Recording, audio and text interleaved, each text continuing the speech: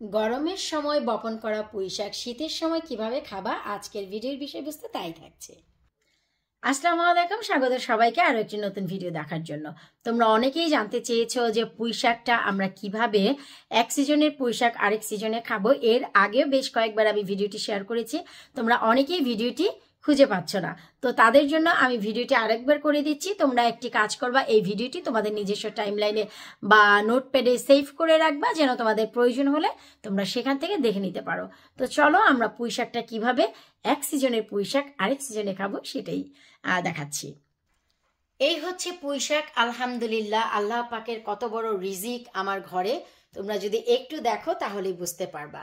নিশ্চয়ই দেখে বুঝতেই পেরেছো যে কত চমৎকার আমার এই পুঁইশাকটা, আমার নিজেরই মন ভরে যায়। তো এখন হচ্ছে এখানে কিন্তু লাল ডগা এবং সবুজ ডগা দুটি ডগারই পুঁইশাক আছে।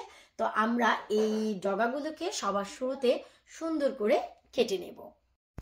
সর্বপ্রথম তোমাদের খুঁজে বের করতে হবে যে কোন ডালে 2 থেকে 3টি শাখা বের হয়েছে। যেমন কি এই যে দেখতে পাচ্ছ মোটা একটি ডাল, এটার ভিতরে কিন্তু অনেক শাখা প্রশাখা বের হয়েছে, আর এটা হচ্ছে সব থেকে বড় শাখা। তো সবার শুরুতে আমরা যে কাজটি করব, এই যে দেখো আমরা বড় শাখাটি কেটে নিব, কিন্তু এইটা সাইডে একটি ব্রাঞ্চ আছে, আমি তোমাদের কাছ থেকে দেখাচ্ছি। এই যে দেখো সাইডে একটি ব্রাঞ্চ, এটা রেখে দিবা যেন এইটা আবার আরো একটি শাখায় পরিণত হতে পারে। তো আমি দেখাচ্ছি, এই যে বের করে কইরে আসো আসো আসো আসো আসো না, এই যে দেখো কত চমৎকার মোটা সোটা একটি ডগা আমরা বের করলাম। এই তো দেখো রে ভাই, আল্লাহ পাকের কি অশেষ রহমত, মেহেরবানি, কি পরিমাণ মোটা মোটা এক একটা তাজা তাজা আমার এই জিনিসগুলো দেখতে কত অসাধারণ লাগছে। দেখো কি পরিমাণ অনেক হয়েছে, আল্লাহর উসিলায় দেখো কি পরিমাণ আমি পেয়েছি। তো এখানে হচ্ছে আমি অনেকগুলো কেটে নিলাম, আর কিছুটা হচ্ছে আমি রেখে দিলাম। এই যে দেখো, কারণ সব তো কাটার দরকার নেই, বাকি ডালগুলো এখন চমৎকারভাবে বাড়বে। তবে নিচের দিকে আরো বড় বড় পাতাগুলো আমি ছাঁটাই বাছাই করে এদের হাওয়া বাতাসের জায়গা করে দিব। তো একটা একটা করেই করি ভাই, একসাথে এত কাজ করা তো যায় না।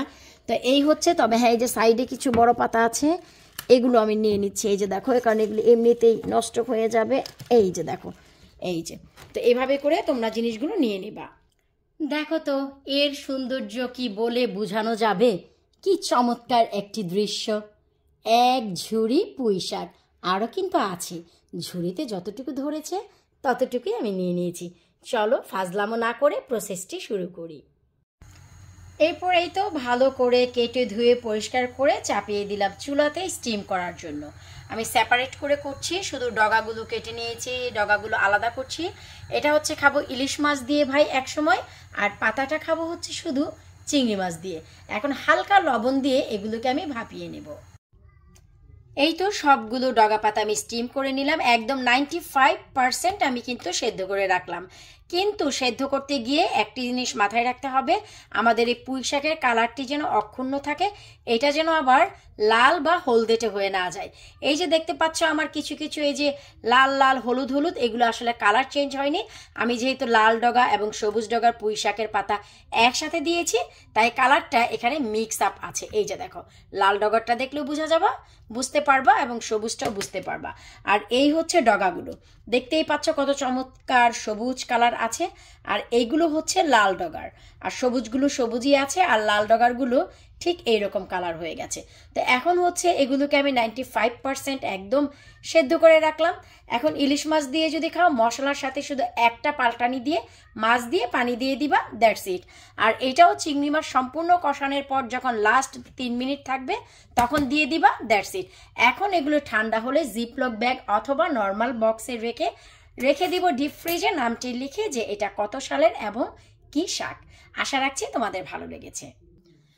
ব্যাস এইভাবে করেই তোমরা তোমাদের বাগানের সব ধরনের শাকসবজিগুলোকে প্রিজার্ভ করতে পারো শীতের জন্য। কারণ সামার ভরে খেয়েছি, তাই গাছের এই ডগা পাতা যেন নষ্ট হয়ে না যায়, তাই শীতের জন্য প্রিজার্ভ করে রাখো। এতে করে একটি লাভ হবে যে 12 মাস তোমরা ঘরের শাকসবজি খেতে পারবা। ট্রাস্ট মি, আমাদের যত শাকসবজি আছে যদি রেখে দাও, একদিন করে খেলেও খেয়ে শেষ করতে পারবা না। আবারও চলে আসবে আরও একটি উইন্টার বা সামার, যেখানে আমরা আবার নতুন করে ফলন শুরু করব। বিদায় নিচ্ছি, ভিডিওটি কার কেমন লাগলো অবশ্যই নিজেদের টাইমলাইনে ভিডিওটি সেভ করে রেখো যেন পরবর্তীতে ভিডিওটি খুঁজে পাও। আল্লাহ হাফেজ।